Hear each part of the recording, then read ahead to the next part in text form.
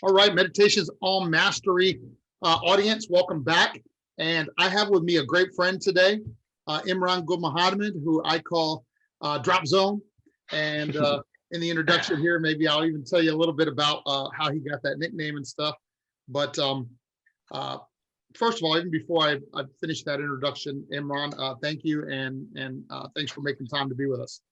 Hey, I appreciate it. I'm very grateful for being here. So I figured that the way I would introduce you today, because not most about you, but at least how we met and your beginning and a little bit of your background will come to play in the way that we met at your first drop camp. So I remember, and how many years ago would that have been? That was 2013. Wow. 2013. So yeah, time flies. Yeah. So for the sake of the people listening, it was funny because we were so excited when we met each other. It was you had become a student of the dojo just a couple weeks before or something. But we had never 2 weeks prior. Yeah, 2 weeks prior, yeah. And we'd never even met yet, right? Until the camp. No, not really. And so then when you introduced yourself, I remember you must have known that I had been a paratrooper because you mentioned, or was it coincidental that you mentioned? I think no. I knew that you were prior military. I didn't know if you're a paratrooper at that point. Because then if I knew that, I probably would have approached you and asked you about it in the dojo. It was fun because for the people listening, it's like, so Imran comes up and he introduced himself and he tells me he was in the 82nd Airborne. I go, I was in the 82nd Airborne. And then he goes, I said, well, what year were you in? He goes, I was in the 504th. So I was in the 504th.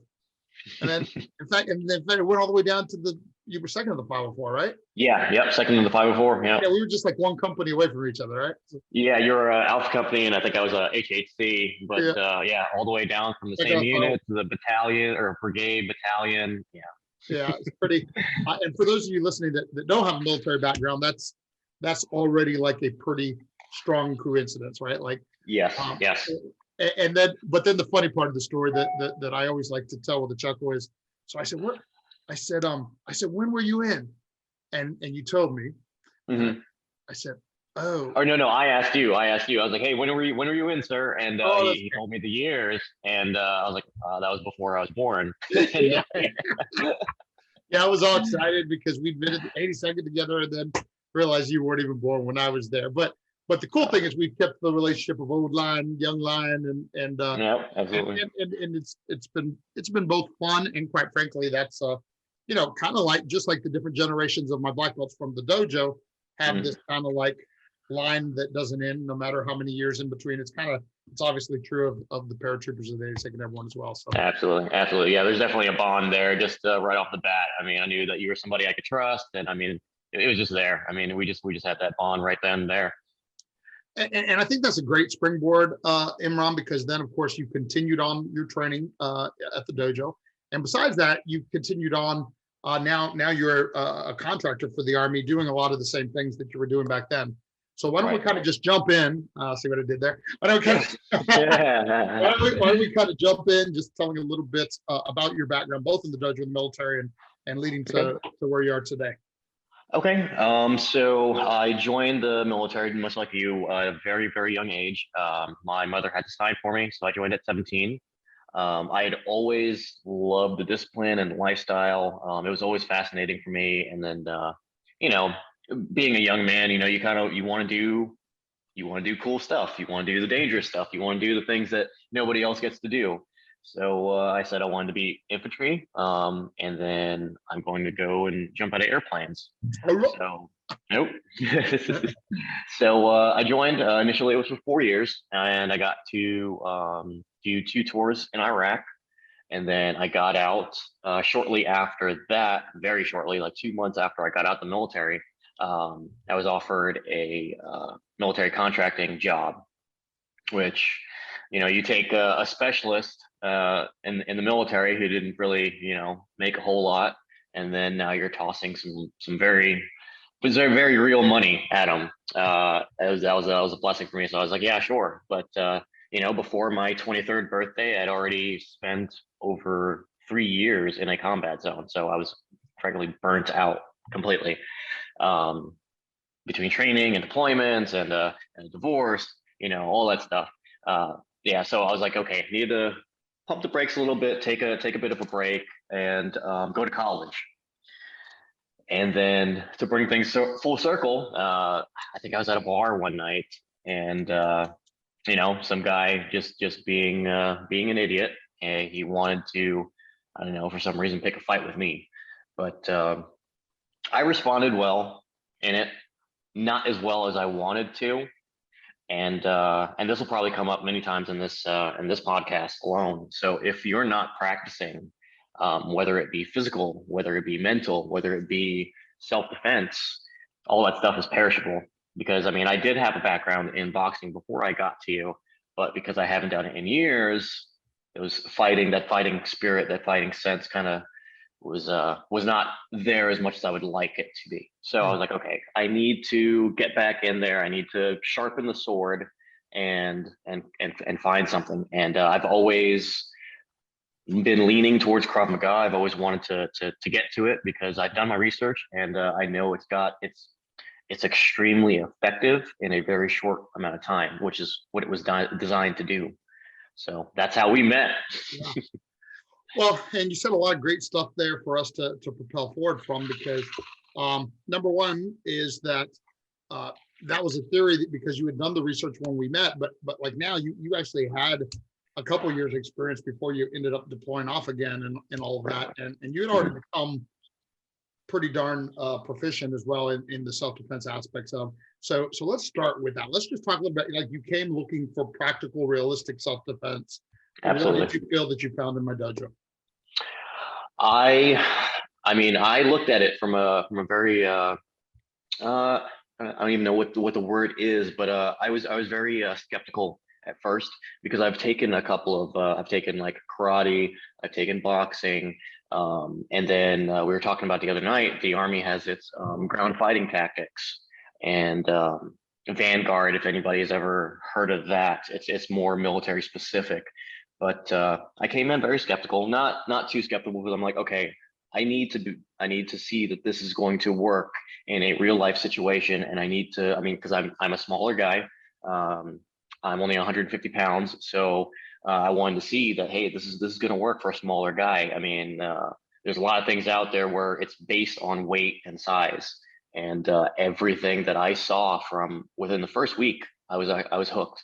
I was hooked because I was like, okay, this stuff is very effective, and this would definitely work in a real life situation, because a lot of the things that you guys teach has nothing to do with size or power. It doesn't matter how big you are, strike to the groin, strike to the back of the brainstem. I mean, all that stuff is going to be very effective in a self-defense purpose. Right.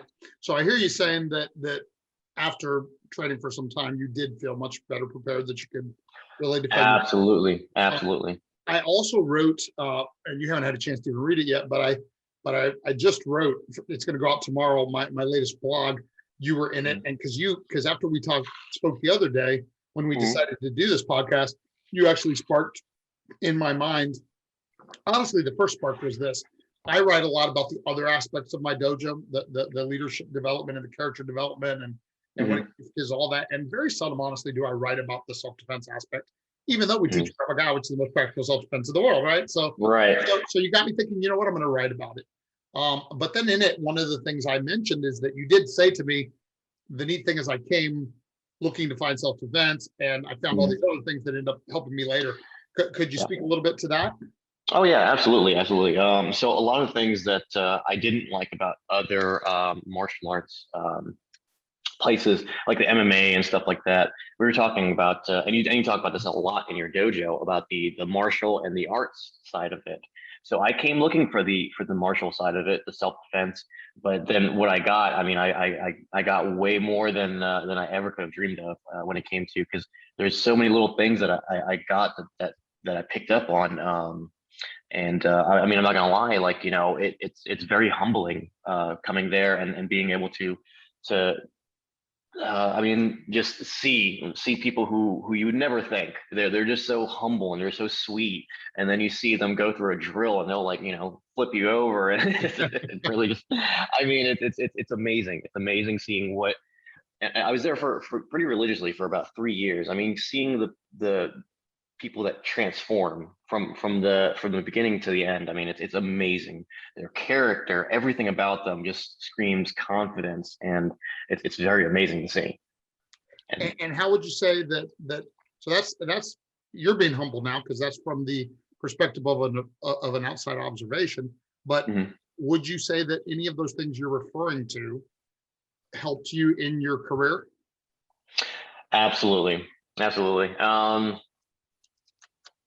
And honestly, it was by watching you and your interactions, because we've had a couple of students come by, and they're a little rude to you, or rude to one of the instructors, and I'm just waiting. I'm like, Shihan, or now Grandmaster, I'm waiting for you to like just tear these guys apart for being rude, and just but seeing you be humble to them, that was like, okay, wow, if somebody like this, somebody with your background, somebody who can be as humble as to someone else, and handle things the right way, that's carried out with me throughout my career. Because I mean, you get a bunch of alpha males together, especially with the military. I mean, contracting, it's the same thing. We're all prior military.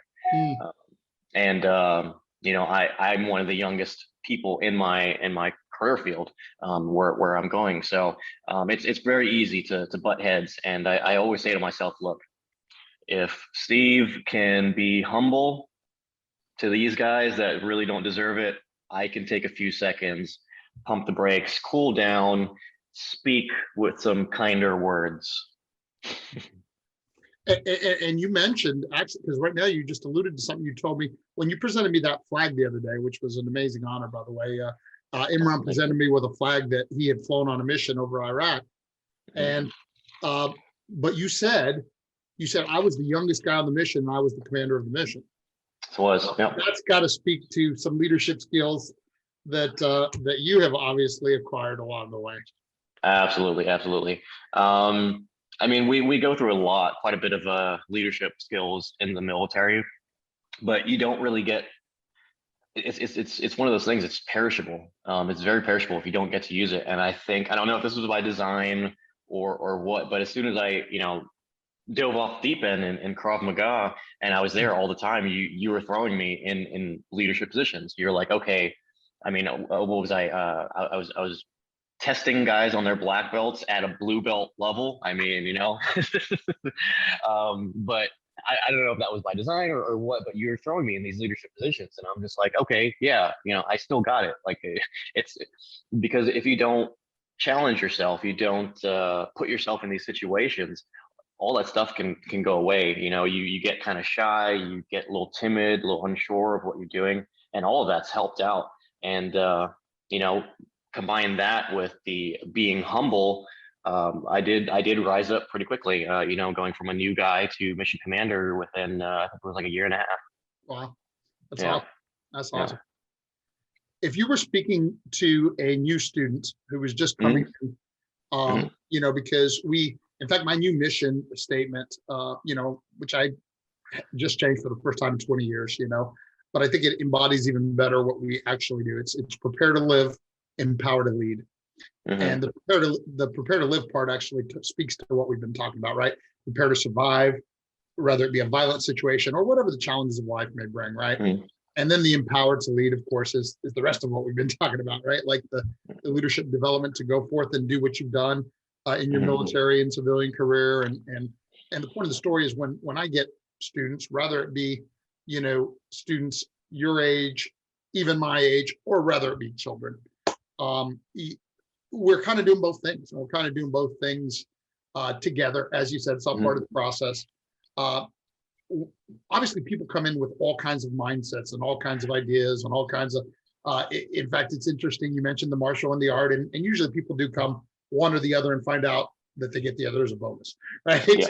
um, what I mean to ask, I know I give a lot of caveat, is if you were giving advice to that new white belt, whether it be a 7-year-old white belt or it'd be a 40-year-old white belt, what would Mhm. that be? What kind of advice would you give to that beginner? I would say trust the process. It's just like with anything else. Who you are today is not who you will be at the end of the journey. So one, try not to compare yourself to people who have been doing this for a while.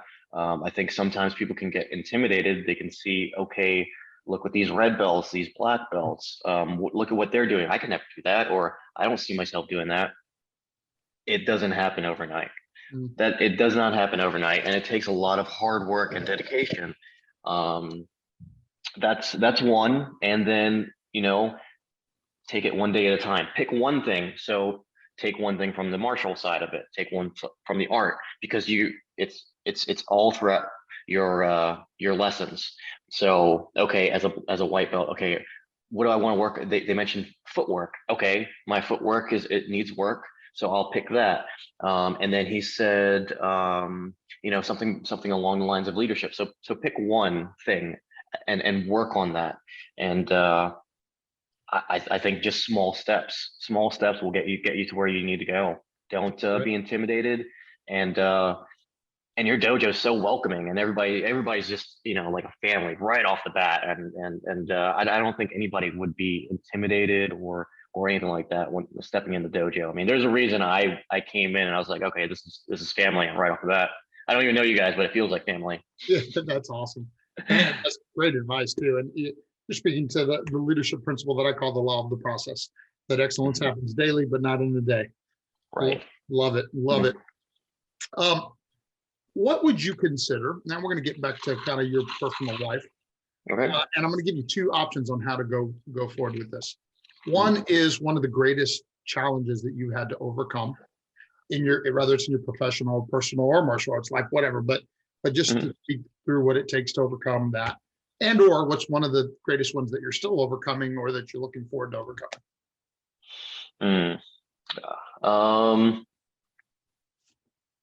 Well, right now it's getting my cardiovascular to the point to where I need it to be. Something we didn't speak about is I'm on a new endeavor, and that is to become Special Forces qualified to become a Green Beret. That's awesome. And so what I would need to get over, so I mean, like I said earlier, I've always been a small guy. So my entire life has been designed around being like this meathead, like in the gym, just putting down tons of calories and ignoring cardio. Basically fighting against my genetics to fit this mold of what I think I should look like. So now I'm having to throw, and this is started when I was like 14 years old. I've been in the gym since I was 14 years old, trying to be this person that genetically I'm not. And but I have to now not really throw it to the side, but just push it off to the side and say, hey, okay, what keys to success do I need? And that is, how fast can I run, and how long and how heavy can I ruck march for?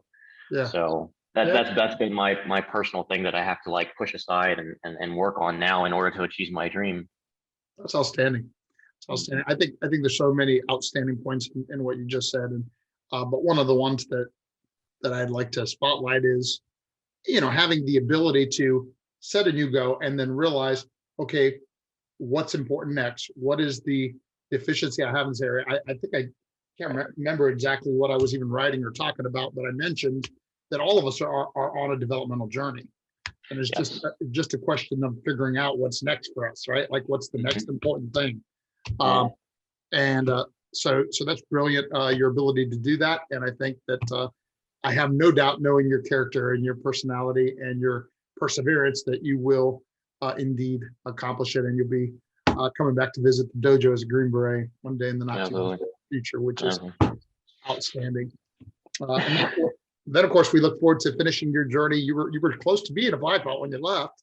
I was, yeah. Fortunately, I graduated. I took it from my sophomore year to my senior year, and then I graduated and I moved back to Orlando. But and it's been very fast paced as far as life goes. I mean, a couple months afterwards, I'm already deploying again. I've been deploying since. You're deploying again in 21 days, right? Or 20 days? I am. Yeah, 20 something days right now. Yeah. Yeah. So. But going back to what we said just earlier, so in that leadership class that we had this Saturday, we spoke about focus, and one of the things in the focus was pushing pushing out of things that is drowning and is trying to distract you from the main goal. So what's been distracting me? What's in the mirror? What I need to focus on is run times and ruck times. So I mean that was taking it back to Saturday and what we spoke about and focus in the leadership class. Yeah. It's very hard. That is definitely one of the hardest things for me right now. Anybody who knows me. Well, you mean the focus part? Oh no, not the focus part. Just the being able to step away from the meathead lifestyle, as I like to call it. Yeah. Well, and I don't think there's anything wrong with that as well, because you are a strong guy, you are a fit guy, and I also quoted, I think it was something I recently wrote, because I also quoted Bruce Lee, that should make our strengths stronger and our weaknesses cease to be liabilities. And Right. and as pertains to your next endeavor here, you have just been able to realize where the liability is. So, Right. and that's awesome. So many people would go in not addressing that, and of course would come back realizing it after the fact. So it's good that you get to do that, and we look forward to having you back on for the success story on the other end of that. Absolutely. Are there any, often I'll ask this as one of my closing questions, which is, are there any favorite leadership lessons that you picked up in your time that, just really resonated with you and you've kind of carried on with you for the rest of your life? God, there's so many. There's so many. I mean, that humbleness that I spoke about earlier, that one really stayed with me, because I mean, let's face it. I mean, going through the things that we go through and turning yourself into an alpha male is what the military kind of requires. It becomes harder as you grow to become humble and stay humble. And I think that's been the biggest thing for me. It's because as you kind of like get along, we had the saying in the military that you surround yourself around the toughest guys. Yes, you do get tough, but you also realize how tough you are not.